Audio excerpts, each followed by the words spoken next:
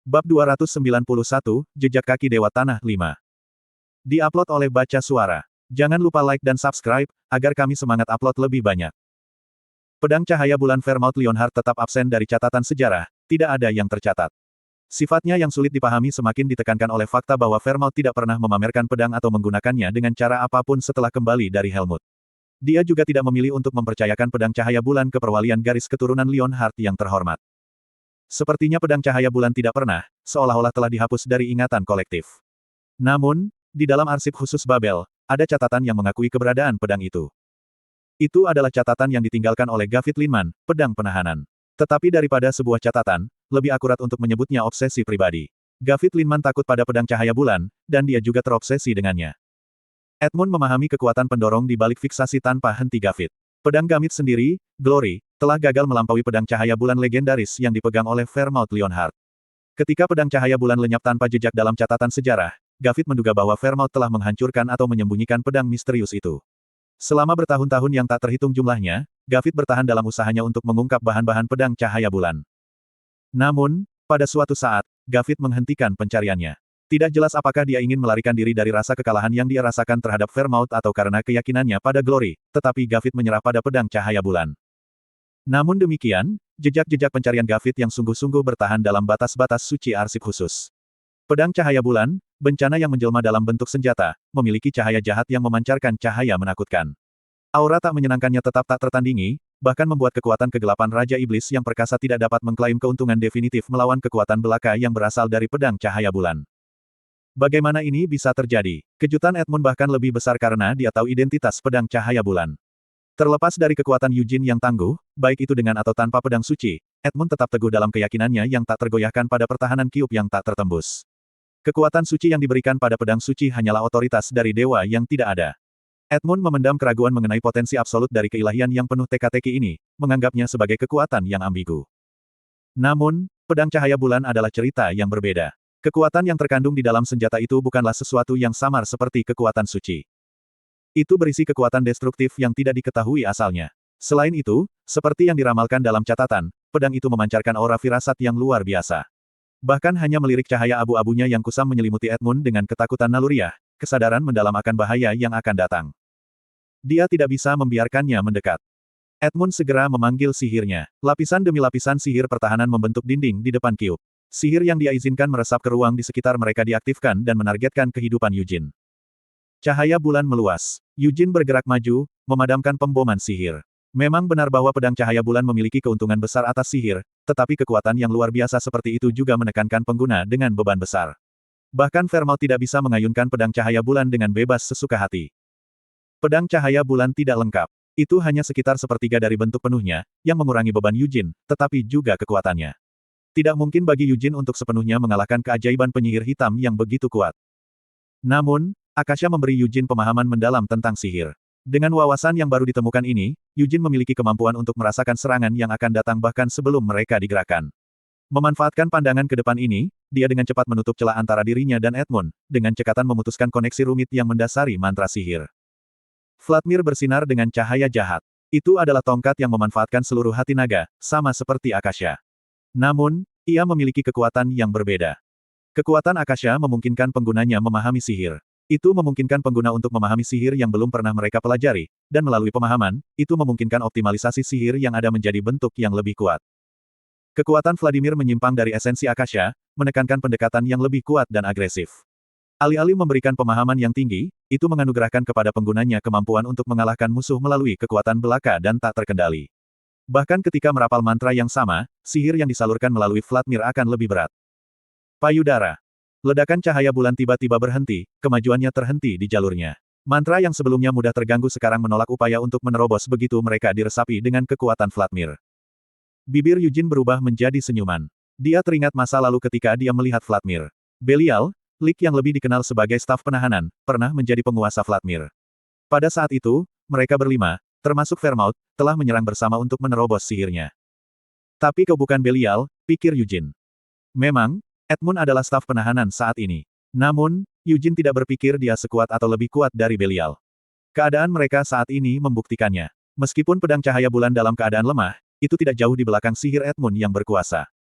Yujin menyebarkan bulu-bulu prominens, lalu terus melompat ke angkasa sambil mengacungkan pedang cahaya bulan. Gelombang cahaya bulan sepertinya membentuk lingkaran yang mengingatkan pada bulan purnama. Kuaash! Saat api Yujin dipadamkan oleh sihir hitam, dia memfokuskan kekuatannya pada pedang suci, yang dia pegang di tangan yang berlawanan. Meskipun dia tidak bisa menggunakan pedang kosong dengan pedang cahaya bulan, tidak ada batasan seperti itu dengan pedang suci. Semburan cahaya sekali lagi menerangi kegelapan. Permukaan Kyub bergema, tetapi tetap utuh. Edmund merasa lega, lalu langsung merasa malu telah melakukannya. Tubuhnya dipenuhi dengan kekuatan kegelapan Raja Iblis Penahanan. 4 tangan bangkit dari tanah di depan Kyub, dan nyala api hitam mekar di antara telapak tangan. Bersamaan dengan itu, banyak mata muncul di sekitar Kyub. Mata kutukan memiliki kemampuan untuk mengikat tubuh, esensi, dan jiwa target hanya dengan satu tatapan. Saat mata yang tak terhitung jumlahnya menatap Yujin, dia merasakan kekakuan langsung merebut keberadaannya. Edmund tidak melewatkan kesempatan itu dan segera melepaskan api neraka. Tepat sebelum api hitam melanda, seberkas cahaya turun dari langit dan melilit Yujin. Kekuatan itu milik Christina dan Anise. Kutukan yang melumpuhkan tubuh Yujin dihilangkan, dan api dibelokkan untuk sesaat. Pedang suci bereaksi terhadap cahaya yang jatuh, dan Yujin segera memotong api neraka. Alih-alih melompat lurus melalui celah, Yujin melompat melalui ruang menggunakan prominens. Koa! Pendaran pedang cahaya bulan berkobar melawan kubus. Di luar cahaya bulan yang menghancurkan dan menyebar, adalah mungkin untuk melihat permukaan kubus bergetar. Tapi seperti yang diharapkan, tidak mungkin menghancurkan kubus hanya dengan satu serangan. Mata Edmund dipenuhi dengan keterkejutan. Meskipun Kyub telah melawan, mantra magis yang menyusun sihirnya telah rusak. Pada tingkat ini, itu pasti akan runtuh, dan retakan akan muncul di Kyub. Edmund buru-buru menggunakan kekuatan kegelapannya untuk memperbaiki kerusakan. Itu bukan seolah-olah tidak ada kerusakan. Yujin mengamati Edmund menggunakan kekuatan gelap untuk memperkuat kubus. Dia tahu apa yang harus dia lakukan. Dia hanya perlu melepaskan rentetan serangan lebih cepat daripada yang bisa diperbaiki Edmund dan memperkuat Kyub. Secara alami, Edmund tidak berencana membiarkan ini terjadi. Dia tidak bisa membiarkan Yujin mempersempit jarak. Vladimir dipenuhi dengan kekuatan gelap sekali lagi. Gemuruh.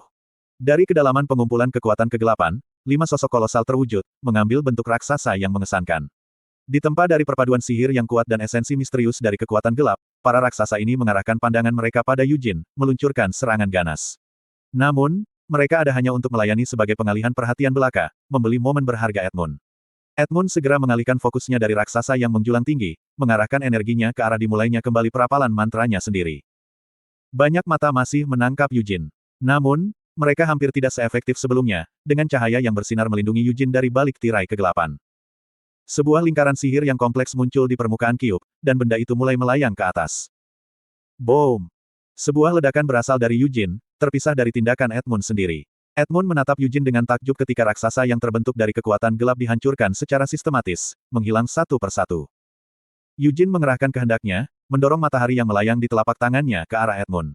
Bintik matahari meluas dengan cepat, secara bertahap menelan bola bercahaya sampai benar-benar dikaburkan, menandai puncak eklips. Rasa gentar mencengkeram Edmund, memaksanya untuk buru-buru melapisi lapisan tambahan pada lingkaran sihir yang tergantung di udara. Rentetan sihir dilepaskan dari lingkaran sihir, dan itu bertabrakan dengan eklips. Pada awalnya, sepertinya kedua serangan itu akan saling mengimbangi, tetapi cahaya bulan yang menyeramkan memutuskan kekuatan yang saling terkait. Apa ini? Edmund tidak mau mengakui perasaan tidak menyenangkan yang merayap dari lubuk hatinya. Dia terus merapal mantranya tanpa istirahat. Kreaek. Bumi yang terbalik melonjak ke arah Yujin, tampaknya didorong oleh kemauan yang tak terlihat. Sementara bumi itu sendiri tidak menimbulkan bahaya besar langsung, setiap butir tanah memiliki tanda kekuatan kegelapan Edmund. Ketika energi bercampur dan terjalin, alkimia transformatif terjadi, melahirkan bentuk sihir baru. Penggabungan energi yang terhubung menjalin rantai yang terbentuk dari kekuatan gelap, dan itu meluas untuk menyelimuti Yujin dan ruang di sekitarnya. Rantai kegelapan menjalin daratan yang terfragmentasi, tautan kayu hitamnya membentang keluar untuk mencakup Yujin dan ruang sekitarnya. Secara bertahap mengencang, rantai yang menyempit menyebabkan area yang dulunya luas menyusut, menciptakan konvergensi yang tidak menyenangkan yang membayangi Yujin, dengan mengancam siap untuk menghancurkannya di bawah tekanan tanpa henti. Payudara. Yujin tidak bisa lagi dilihat, dan Edmund berharap Yujin telah dihancurkan bersama dengan ruang. Dia menghendaki rantai itu untuk membungkus gumpalan tanah, lalu membakarnya utuh menggunakan api neraka. Sayangnya, sekali lagi, cahaya bulan muncul. Wah, wah. Yujin lolos dari penjara ilmu hitam sambil mengayunkan pedang cahaya bulan. Edmund berteriak tanpa sadar sambil menyebabkan api neraka meletus sekali lagi, mati saja. Sudah berapa kali, dia telah menggunakan serangkaian sihir yang dapat membunuh musuhnya tanpa syarat, tetapi untuk kesekian kalinya berturut-turut, Yujin benar-benar tidak terluka. Pedang cahaya bulan terkutuk terus menghancurkan sihir hitamnya. Itu sama sekarang. Api neraka, yang seharusnya membakar dan melahap semua yang disentuhnya, malah diblokir dan dimakan oleh cahaya bulan yang suram. Slot iklan, kamu bisa pasang iklanmu di sini. Edmund meraung sambil sekali lagi membuka lingkaran sihirnya. Dia melepaskan Spears of Death satu demi satu, dan petir jatuh dari ruang yang terdistorsi oleh sihir. Wing of Prominence bergetar, dan manifestasi Eclipse yang berkurang meletus, mencegat baut yang mendekat. Tombak-tombak itu digagalkan saat Eugene mengacungkan pedang cahaya bulan dan pedang suci secara bersamaan. Mati saja, Edmund berteriak sekali lagi. Boom, boom, boom. Dengan serangan kuat Vladimir terhadap bumi, banyak bilah, duri, dan rantai meletus dari tanah, melonjak di udara dengan niat mematikan. Rantai akan menjerat, bilahnya membelah, dan duri menembus. Namun, rantai itu adalah yang pertama menyerah, dan cengkeramannya hancur. Duri-duri itu saling berbenturan, ujung tindiknya menjadi tidak efektif. Bahkan bilahnya menemui perlawanan, diblokir dari jalur yang dimaksudkan. Tombak iblis, teriak Edmund. Eugene mengabaikan teriakannya dan menghantam tanah dengan tombak iblis. Tombak yang dia panggil menghantam Kyuup, tetapi itu bertahan. Berikutnya adalah Annihilation Hammer. Setelah menyimpan tombak itu, dia mengeluarkan Annihilation Hammer dan memukul Kyuup dengan sekuat tenaga. Payudara. Meskipun tidak dapat menembus permukaan, dampak serangan mengganggu lingkaran sihir yang terbentuk di bagian luar Kyuup. Eugene menarik palu tanpa penyesalan. Saat dia bersiap untuk mengambil senjata lain, Edmund menahan napas, cengkeramannya pada Vladimir semakin erat. Kali ini, pedang perak biru muncul, pemandangan yang akrab bagi Edmund. Itu tidak lain adalah Winit, pedang yang pernah dia saksikan sebelumnya. Namun, alih-alih menggunakan Winit, Eugene melemparkannya ke belakang punggungnya. Salah satu bulu mengambang menghilang bersama dengan pedang. Apa yang kamu lakukan? Tanya Edmund, waspada terhadap hilangnya Winit. Eugene menggelengkan kepalanya sebelum menjawab, kamu tidak perlu khawatir tentang itu. Dia menepis keluhan Tempest, dan setelah memastikan bahwa Qian telah menerima Winit, Eugene sekali lagi melingkarkan tangannya di sekitar pedang cahaya bulan dan pedang suci. Mata Edmund bergetar melihat pemandangan itu. Kenapa kamu melakukan ini padaku? Edmund bertanya dengan tulus. Jika Anda tidak datang ke sini dan tidak memperumit rencana saya, maka saya akan mencapai keinginan lama saya. Saya akan mencapai sesuatu yang belum pernah dicapai siapapun, tidak, sesuatu yang tidak akan pernah dicapai siapapun di masa depan. Aku, seorang manusia, bisa saja naik ke Raja Iblis melalui sihir. Tangisan Edmund pahit dan putus asa. Dia menggunakan sihir sambil rela kubus mundur. Ruang antara Eugene dan Edmund menjadi terdistorsi. Meskipun Eugene bergerak maju, jaraknya sepertinya tidak berkurang. Eugene Leonhardt, apa sih yang pernah aku lakukan padamu? Saya tidak pernah menghalangi jalan Anda, atau mengancam Anda. Jadi mengapa kamu mengganggu rencanaku dan mengancamku? Teriakan Edmund bergema di ruang yang terdistorsi. Itu adalah sihir halusinasi yang cukup kuat, tapi hampir tidak berpengaruh pada Eugene. Tidak mungkin dia akan menyerah pada trik belaka ketika dia sudah mengalami fantasi Noir Giabella. Kenapa kamu melakukan ini padaku? Bahkan jika aku menjadi Raja Iblis, aku tidak akan melakukan apapun padamu. Tujuanku bukan untuk mencapai sesuatu dengan menjadi Raja Iblis tetapi untuk melampaui keberadaanku dengan menjadi Raja Iblis. Jika ritual berhasil dan aku menjadi Raja Iblis, aku tidak akan melakukan apa-apa. Edmund terus berteriak. Teriakannya membuat Eugene lengah. Apakah itu benar-benar berpikir seperti itu?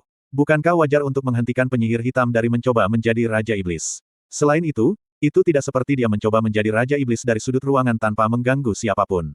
Dia mengadakan ritual yang membutuhkan pengorbanan yang tak terhitung jumlahnya. Apakah dia benar-benar berpikir bahwa dia akan ditinggalkan sendirian? Apa yang dikatakan bajingan ini? Eugene meludah dengan cemberut, mengangkat pedang cahaya bulan. Tidak perlu mendengar omong kosong lagi. Edmund benar-benar merasa bersalah. Tidak ada yang peduli dengan perang yang dilakukan penduduk asli Samar. Alasan inilah yang membuatnya memilih Samar sebagai lokasi ritualnya. Dia percaya, dan memang demikian, bahwa jika bukan karena campur tangan Eugene, ritualnya akan berjalan lancar, tanpa terhalang oleh komplikasi apapun. Jangan mendekat. Edmund berteriak sambil mengayunkan Vladimir ketika Eugene mengangkat pedang cahaya bulan. Kekuatan gelap berubah menjadi gelombang hitam dan menyapu Eugene. Payudara. Eugene memblokir gelombang dengan Eclipse, lalu memutuskan kekuatan gelap dengan pedang cahaya bulan. Lagi, seru Edmund, tangannya secara naluriah memegangi dadanya. Perasaan ketidakadilan dan kesedihan melonjak di dalam dirinya, diintensifkan oleh kehadiran pedang cahaya bulan yang memuakkan. Meskipun dia telah menemukannya dalam catatan, menyaksikannya secara langsung membuatnya sangat sadar akan absurditas senjata ini. Bagaimana mungkin pedang belaka, memiliki kekuatan untuk dengan mudah memutuskan kekuatan kegelapan Raja Iblis dan Vladimir.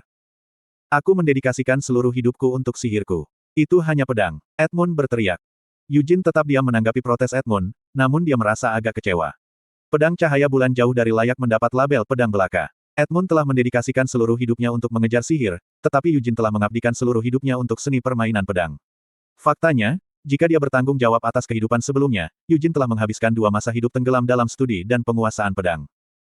Jangan mendekatiku, Edmund berteriak sambil memukul tanah dengan Vladimir. Kubus bergerak, dan kubus pertahanan absolut naik ke langit. Waktu, dia butuh waktu. Berapa lama lagi? Apakah dia belum membeli cukup waktu? Edmund dengan cermat memantau kesadarannya yang terbagi, tatapannya tak tergoyahkan saat dia mengamati setiap gerakan Eugene. Konflik yang sedang berlangsung dalam jejak Dewa Tanah telah menuntut korban yang besar, merenggut nyawa penduduk asli yang tak terhitung banyaknya. Darah tumpah, dan jiwa yang dipanen telah melampaui persyaratan minimum yang telah ditetapkan Edmund untuk ritualnya. Selain itu, dia harus memperhitungkan darah dan jiwa yang berasal dari ibu kota suku Kocila. Apakah cukup untuk mencoba ritual? Dia ingin membuat perhitungan, tetapi dia tidak mampu. Kerang! Eugene menerobos penghalang dan mengayunkan pedang cahaya bulan. Cahaya abu-abu menggores permukaan kubus. Kamu, Edmund berteriak dengan tulus. Tidak mungkin baginya untuk mencoba ritual dan memperbaiki Cube pada saat yang sama. Apakah dia benar-benar tidak punya pilihan selain berjudi? Sayangnya, dia tidak diberi waktu untuk merenungkan pilihannya. Kreaek! Eugene berulang kali menebas dengan pedang cahaya bulan, meninggalkan retakan di permukaan kubus. Aku harus. Pada jam ke-11, Edmund menemukan penghiburan dalam kepercayaan dirinya yang tak tergoyahkan. Puncak dari seluk-beluk ritual tidak meninggalkan ruang untuk keraguan, itu berdiri teguh dalam kelengkapannya. Edmund telah membuat pilihan yang diperhitungkan untuk memprioritaskan kuantitas daripada kualitas, memastikan banyak pengorbanan yang dimilikinya. Pengorbanan yang dia kumpulkan sejauh ini berkisar dari yang ditawarkan oleh ibu kota kepada yang diperoleh dari medan perang. Dia telah memastikan hubungannya dengan Earth Veins yang bengkok juga. Tidak mungkin baginya untuk mengambil kekuatan gelap Raizakia dan kekuatan pohon dunia seperti yang dia inginkan, tapi dia tahu keserakahannya bisa merenggut nyawanya. Edmund menyerah memperbaiki kubus dan mengalihkan perhatian penuhnya ke ritual. Semua keberadaannya disalurkan melalui Vladimir dan terhubung ke pembuluh darah bumi. Gemuruh. Jejak kaki Dewa Tanah mulai bergetar. Prasasti ritual yang terukir di bawah tanah mulai hidup kembali. Saya berhasil. Ritual tersebut berhasil dikaitkan dengan keberadaan Edmund. Keajaiban hampir selesai saat pengorbanan dilakukan. Tubuh dan jiwanya akan segera direkonstruksi sebagai makhluk transendental, Raja Iblis. Eugene mengerutkan kening saat dia menyerang dengan pedang cahaya bulan. Namun, Edmund tidak lagi takut pada pedang cahaya bulan. Dia tertawa terbahak-bahak. Ini sukses. Cahaya pedang cahaya bulan menyebabkan retakan besar terbentuk di permukaan kubus. Tapi semuanya tampak sangat lambat di mata Edmund. Persepsinya mengalami metamorfosis yang mendalam. Dia melampaui batas-batas keberadaan biasa, dengan asumsi sudut pandang dari mana dia memandang rendah mereka yang dianggap inferior. Bentuknya yang lemah mengalami transfigurasi yang luar biasa, dengan asumsi perawakan Raja Iblis yang mengesankan, memiliki bejana jasmani yang tak terkalahkan dan superior. Saya menang. Dia diinterupsi di tengah deklarasi kemenangannya. Ritual, yang hampir selesai, mulai runtuh. Sihir, yang ditenun di sekitar Edmund, mulai menjadi kusut. Apa yang sedang terjadi? Edmund tidak dapat memahami situasi saat ini. Tidak ada alasan ritual itu gagal. Dia telah mengumpulkan cukup banyak korban, dan ritual itu telah disempurnakan. Wah! Edmund menoleh dengan jeritan putus asa. Dia terlambat memahami mengapa ritual itu gagal. Ketidakcukupan pengorbanan tidak dapat disangkal. Itu adalah kehilafan yang tidak bisa diabaikan, namun dia telah tertipu. Darah dan jiwa yang dimaksudkan untuk sepenuhnya disucikan untuk ritual telah dirampas secara tidak sah oleh pihak lain, membuatnya kehilangan di tengah-tengah usahanya. Balzac. Edmund gagal menjaga Balzac tetap terlihat karena dia telah sibuk dengan Eugene, monster yang terus mendatanginya, tanpa cedera oleh serangan yang seharusnya membunuhnya. Bagaimana? Dia tidak bisa mengetahuinya, meskipun pikirannya telah melalui setengah transformasi. Apakah Balzac meramalkan bahwa dia akan mengubah ritual di tengah jalan? Sejak kapan dia berencana mencuri persembahan dari ibu kota? Mata Edmund melebar saat dia mengamati kegelapan di sekitarnya, mati-matian mencari jejak Balzac. Namun, yang membuatnya cemas, Balzac tetap sulit dipahami dan tersembunyi di kedalaman blind yang terselubung, menyatu mulus dengan kegelapan bertinta, menghapus kemiripan kehadirannya. Apakah tujuannya untuk mengambil ritual itu dariku? Sebagian dari ritual itu mengalir ke Balzac, tetapi itu adalah koneksi yang lemah di mata Edmund. Itu mustahil untuk melampaui Raja Iblis dengan sesuatu seperti itu. Edmund sampai pada kesimpulan baru. Tujuan Balzac bukanlah untuk menjadi Raja Iblis. Dia telah mencuri persembahan dan menghubungkan dirinya dengan ritual untuk menghancurkan Edmund pada saat kritis ketika dia menjadi yakin akan keberhasilannya dan mencoba ritual tersebut. Balzac telah memaksa ketidaksabaran Edmund. Terlepas dari kegelapan blind yang tak tertembus di dalam Cube, kewaspadaan Edmund terhadap Balzac telah dinyalakan sejak dia menatapnya. Kehadiran Balzac dan musuh-musuh lainnya telah memaksanya untuk mempercepat ritual, didorong oleh gelombang pertempuran yang berubah dan kebutuhan mendesak untuk mengamankan pengorbanan dari ibu kota, memaksanya untuk buru-buru memodifikasi proses rumit yang telah dia buat dengan cermat. Anda. Edmund merasakan rasa jijik yang lebih besar terhadap Balzac. Jika Balzac memendam niat merebut ritual untuk naik sebagai Raja Iblis, Edmund mendapati dirinya dengan enggan mampu mengakuinya. Terlepas dari kemarahannya dan potensi kegagalan untuk mencapai keinginannya sendiri, ada pemahaman yang enggan dalam diri Edmund bahwa mungkin hasil seperti itu, meskipun tidak diinginkan, memiliki validitas tertentu. Namun, Balzac tidak menginginkan hal seperti itu. Dia hanya mengambil sebagian kecil dari ritual dan hanya sebagian dari persembahan. Ritual Edmund gagal karena hal sekecil itu. Wow! Edmund meraung panik karena marah dan frustrasi. Saat itulah cahaya bulan menghancurkan kubus dan melahap tubuhnya.